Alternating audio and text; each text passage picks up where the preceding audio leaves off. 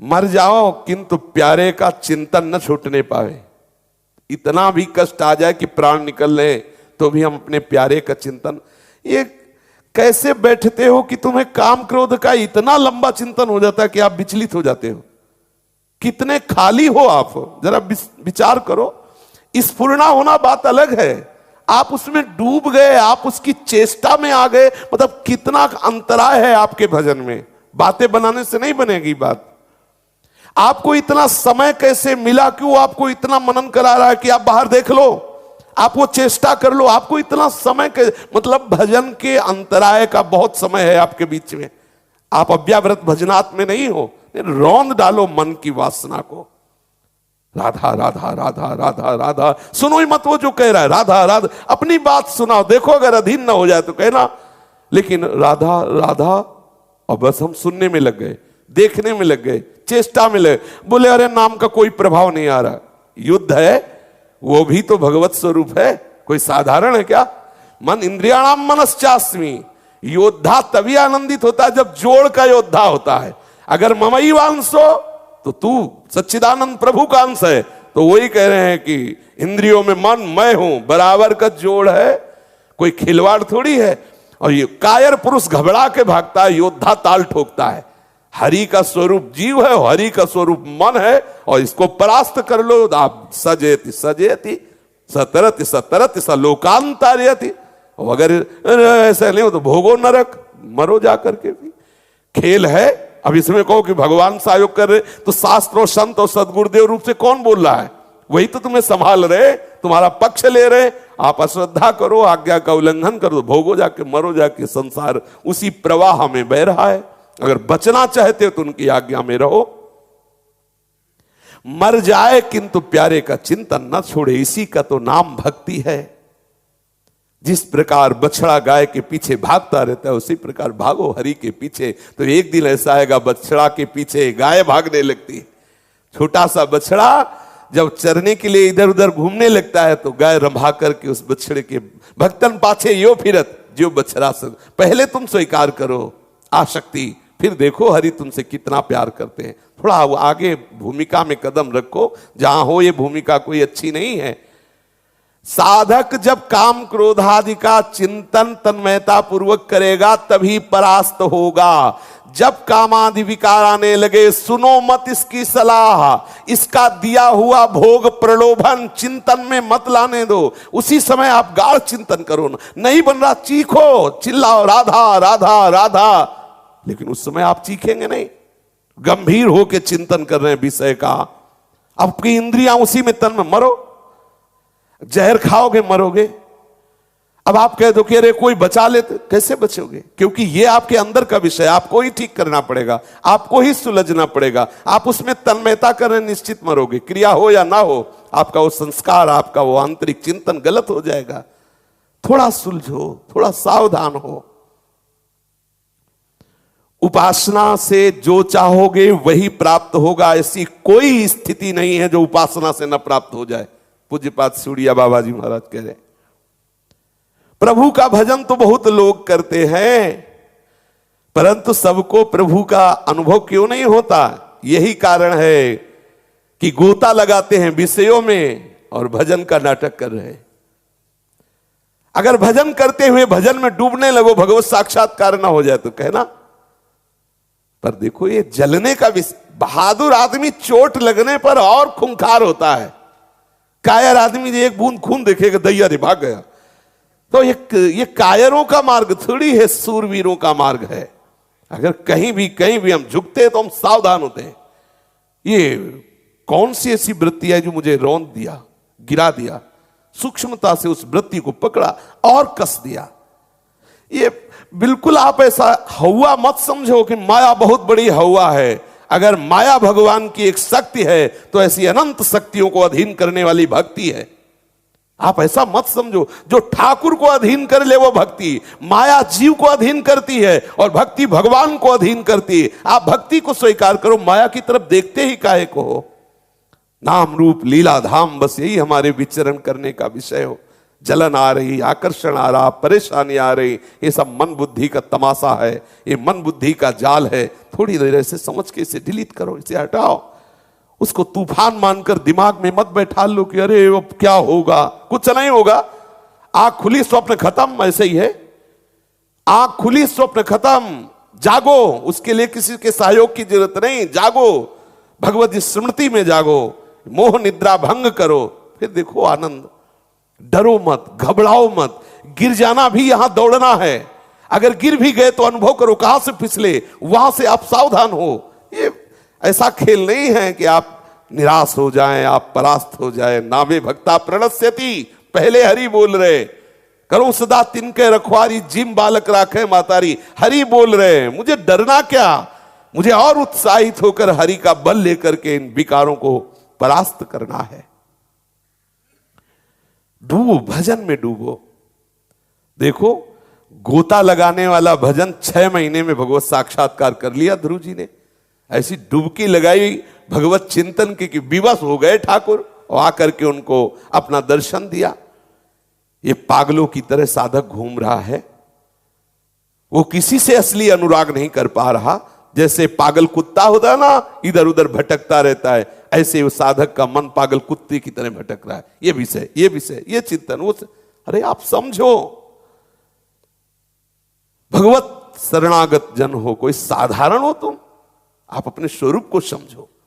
भजन परायण, आसनों पे बैठो, मन को मारने के लिए निरंतर भजन स्मृति, सूक्ष्म आहार, मौन, गंभीर, निरपेक्ष, अंदर से जितनी वृत्तियां सबसे निरपेक्ष, कोई परेशानी। तू दिन भर काम चिंतन कर मन, मुझे कोई परेशानी नहीं। राधा राधा राधा देखते अपने आप अधीन, उसको छूट दे दो, जा, मैं तेरे पीछे डोलने वाला नहीं। कर चिंतन, तू विषय चिंतन कर, मेरे बिना तू करके दिखा क्या करता है। राधा राधा राधा राधा, परास्त हो जाएगा। ये नहीं हम केवल प्रवचन कर रहे हो, ये जले हैं, यात्रा चले हैं, ये यात्रा चले हैं। 13, 18, 22, 30, 35, 40, 45 और आपके सामने बैठे, पूरा जीवन इसमें। पर गुरु कृपा से, संतों के सत्संग से, शास्त्र कृपा से बात समझ में आती रही। हर बात सहने से दूर हो जाती है। सहन करो, शिकायत मत करो, उस विषय में बोलो मत, उस विषय में प्रश्न मत करो, उसका महत्व ही मत रहो, नष्ट हो जाएगा, खत्म हो जाएगा। और उसको आप बार बार चिंतन करेंगे, बार बार उसका महत्व रखेंगे। अरे काम आ गया, अरे अब तो नष्ट हो गए। वो आया इसीलिए था, तुम्हारा चिंतन छुड़ाने के लिए, तुम्हें भगवत विमुख करने के लिए। कभी कभी गुणों के चक्र से ऐसा होता है, बहुत भजन में मन डूबता है, कभी कभी बिल्कुल भजन में मन नहीं लगता। तो हो ध्रुवदास जी लिख रहे हैं, कबहू तो थोरो भजन, कबहू होत विशाल, मन को धीरज छुटे नहीं, गाय न दूजी चाल। धैर्य पूर्वक करो, नहीं भजन हो रहा कोई बात नहीं, लेकिन बुरे आचरण नहीं होने देंगे, मनोरंजन नहीं होने देंगे, कुसंग नहीं होने देंगे, ठीक है। थोड़ी देर बाद देखना फिर डूब जाओगे भजन में। अगर हमारा मन भजन में नहीं लग रहा, कोई बात नहीं, बैठे हैं, गलत आचरण नहीं होने देंगे, शास्त्र विरुद्ध क्रिया नहीं होने देंगे। मन तुझे जो करना है कर, राधा। थोड़ी देर बाद देखो, ये सब अनुभव की बात, थोड़ी देर बाद मन फिर आ जाता है, फिर शांति, फिर तदात्म। अब अगर वो मन नहीं लग रहा, बोले चलो थोड़ा बाहर घूमे, आंख चराना शुरू कर दिया, इंद्रियों को चराना शुरू कर दिया, भ्रष्ट होने के चांस उसी समय वो पकड़ लेगा कोई ना कोई ऐसा जो आपको एकांत में भ्रष्ट कर देगा। इसलिए सावधान रहिए। बहुत बड़ा अवसर दिया है प्रभु ने भगवत प्राप्ति के लिए। ये पागलों की तरह चेष्टा बंद करो, असली वस्तु की तरफ लगो। ये पागल कुत्ते की तरह इधर उधर मन को भटकाना बंद करो।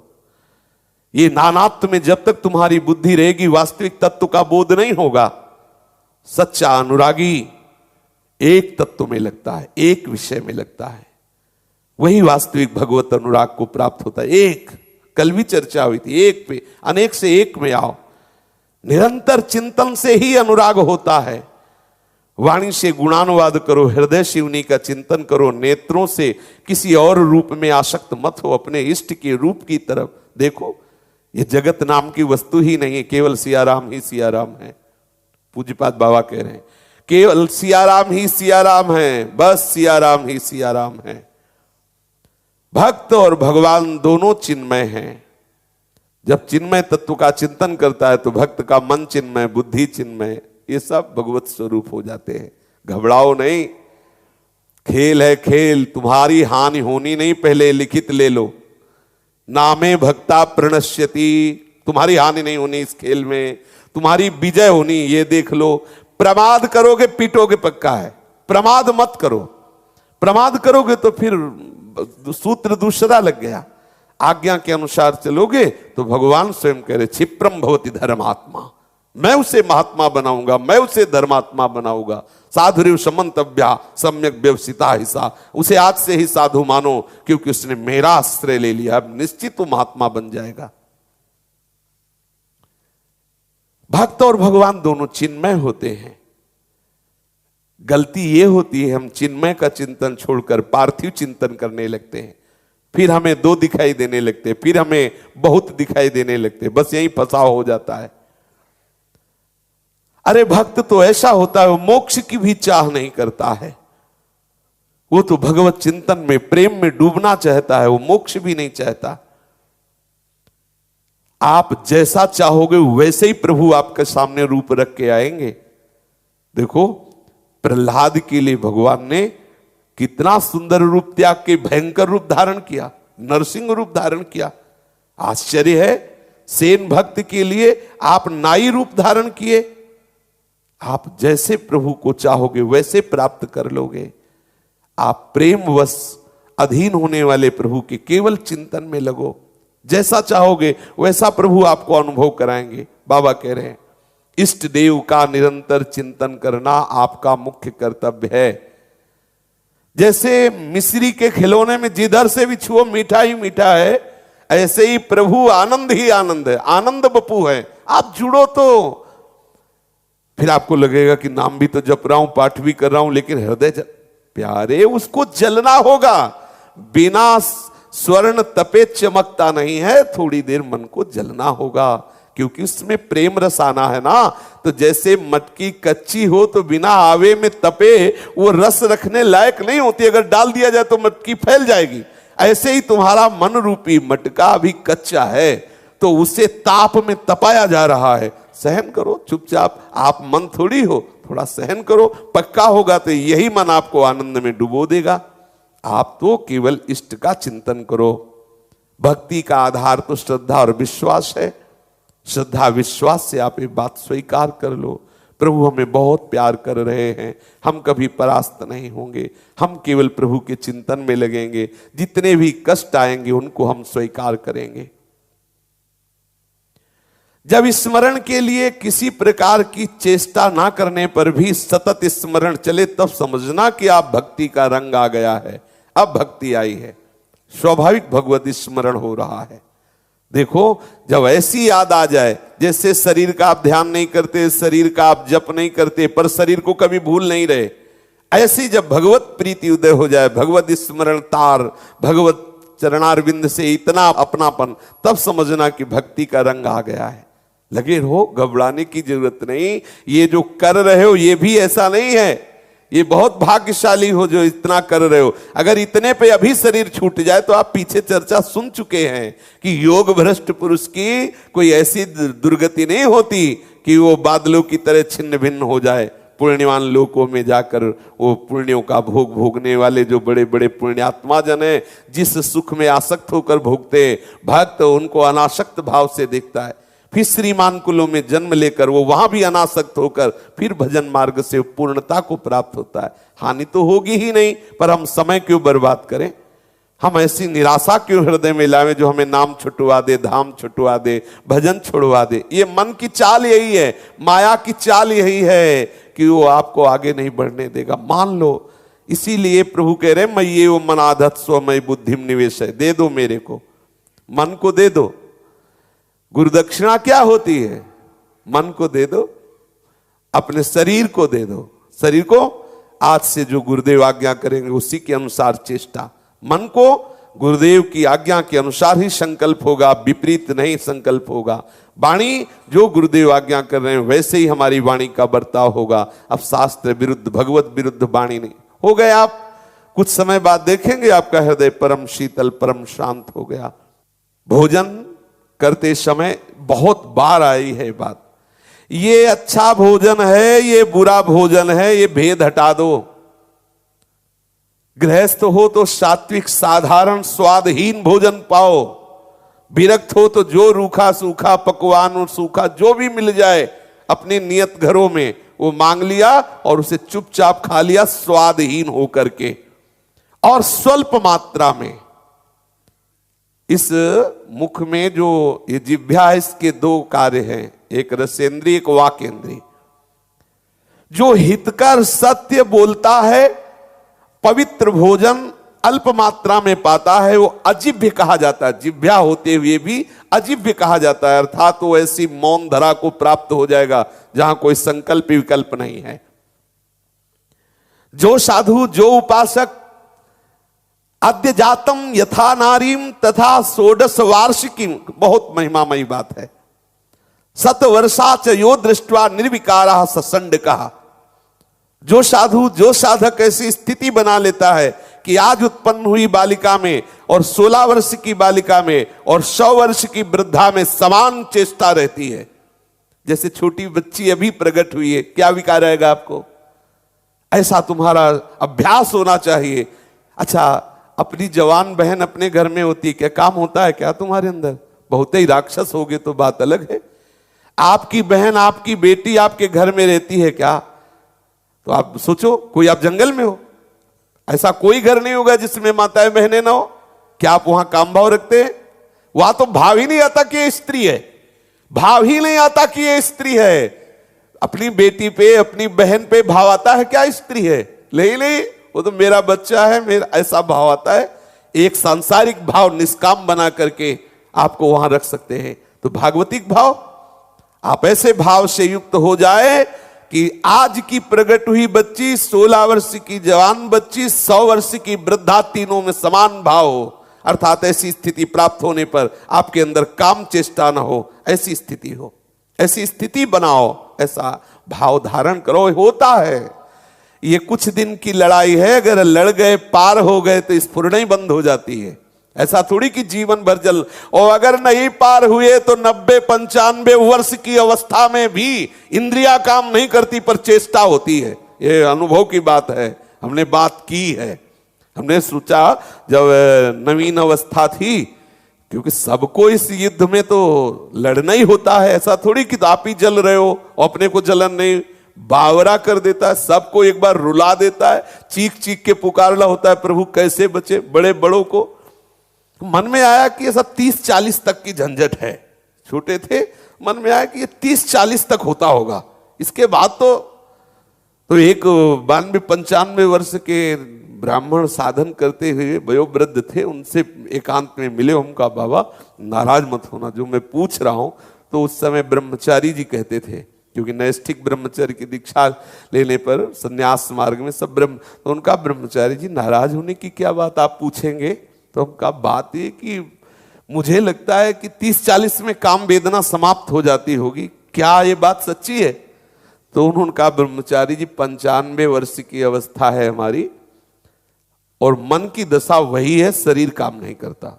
निराश हो गए। हम कहा मतलब अवस्था से संभलने वाली बात नहीं है, ये भजन से संभलने वाली बात है, साधन से संभलने वाली बात। तो ये कभी अगर कोई सोचे कि अवस्था आगे आएगी और आप ठीक हो जाओगे तो बेकार की बात है। मतलब 85 और 90 वर्ष की अवस्था में भी वो अपने साधन विहीन आचरण करते हुए पाए गए। वो मतलब भ्रमण करते समय ये सब देखने को मिलता है, अनुभव करने को मिलता है। आश्रमों में एकदम पागल बन करके चुपचाप रहो, हर चेष्टा आपको दिखाई देगी। और ऐसे ही भ्रमण जब किया जाता है तो ऐसे किया जाता है, एकदम पागल बन के रहा जाता है। वो यही समझे कि एकदम पागल, इसको कोई ज्ञान नहीं हो, तुम पूरी सूचना सब पता चलेगा, कौन किस आचरण से युक्त है, कौन कैसे चलता है, कहाँ है, और चतुरता से निकलते रहो, आगे बढ़ते रहो। और वहां ये शिक्षा लो कि किस आचरण के कारण ये गंदगी है, किस वृत्ति के कारण ये अपने आप को नहीं संभाल पा रहा है, और साधक आगे बढ़ता रहता है। तो एक सूक्ष्मता की बात समझ लीजिए, इस पर आपको विजय पाना है, ना कि अवस्था से जाता है, नहीं जाता अवस्था से। कैसे विजय पाना है? आज ही निश्चय कर लो मुझे नहीं भोगना, क्योंकि ये मेरा सुख नहीं है, ये इंद्रियों का विलास है। सच्ची मानना, एक बार तो इतना तूफान आएगा कि आपको लगेगा कि ये परमार्थ हुए, बाबागिरी और ये भजन सब आग लगे, जाके ऐसा आएगा। और अगर आप तैयार स्थिति में सहते गए तो एक दिन ऐसा आएगा कि आप स्फुरणा होने की भी गुंजाइश नहीं रह जाएगी आपके हृदय में। देखना, आप देख, लेकिन है बहुत बलवान। ऐसा भी मत समझ लेना कि ऐसे अगर हिम्मत करके नहीं चलोगे तो फेल हो जाओगे।